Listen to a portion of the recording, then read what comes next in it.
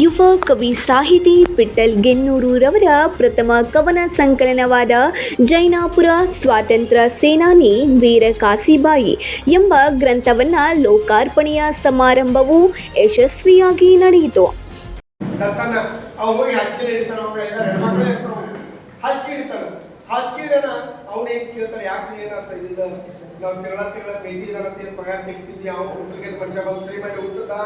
ಈಗೆಲ್ಲ ಹುಡುಗರು ಕಾಲ್ ಬಂದ್ಬಿಟ್ಟೈತಿ.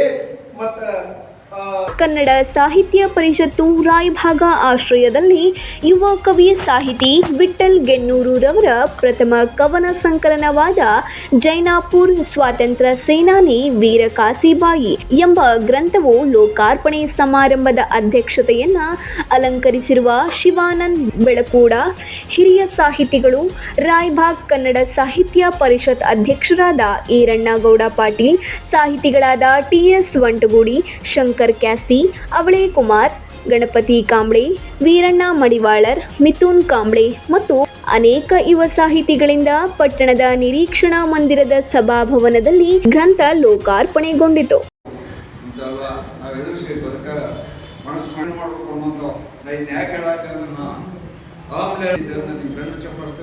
ಎಲ್ಲರೂ ಕೂಡಿ ಪಟ್ಟ ರಾಯಭಾಗದ ಒಂದು ಸಾಹಿತ್ಯ ಒಳ್ಳೆಯ ವಾತಾವರಣ ನಾವು ನಿರ್ಮಾಣ ಮಾಡೋದು. ಎಲ್ಲರೂ ಅವ್ರಿಗೆ ಮಣ್ಣೆಲ್ಲ ಅವ್ರಿಗೆ ಮೂಡಲಿ ಕಾರವಾರ ಎಲ್ಲೆಲ್ಲೋ ಜನ ಬಂದಿರಲ್ಲ ನಮ್ಮ ಪಟ್ಟಣಕ್ಕೆ ಎಲ್ಲರೂ ಭಾಳ ನಿಮ್ಮ ಪ್ರೀತಿ ಸಾಹಿತಿ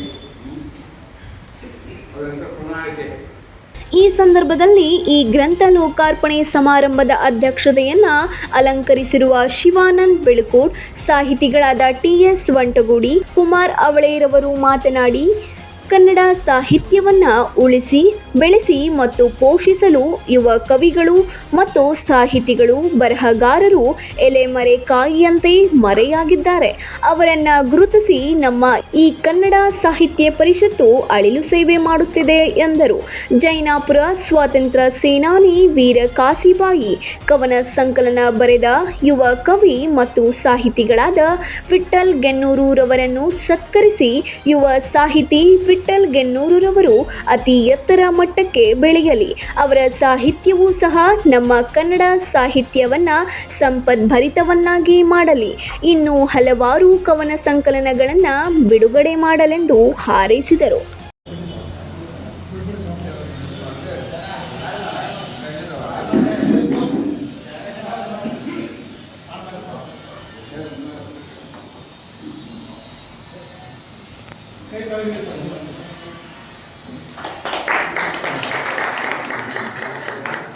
ಹುಣ್ಣಿಮೆಯ ಬೆಳದಿಂಗಳಲ್ಲಿ ಮಲಗಿದ್ದೆ, ಮನೆಯಂಗಳದಲ್ಲಿ ಬೆಳ್ಳಿ ಚುಕ್ಕಿ ಮೂಡುವಾಗ ಬಿತ್ತೊಂದು ನೆನಗ ಕನಸಾಗ, ಕನಸ ಕಲ್ಪನೆಯ ಸುಖದಾಗ ವಿಠ್ಠಲ್ ಗೆನ್ನೂರವರ ರಚಿತ ಕವನ ಸಂಕಲನದಲ್ಲಿದೆ.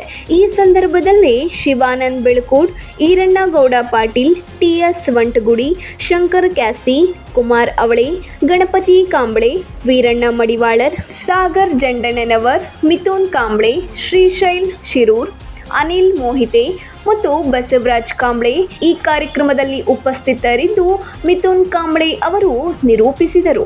Ramesh Kamble, 9 live news, Raybag.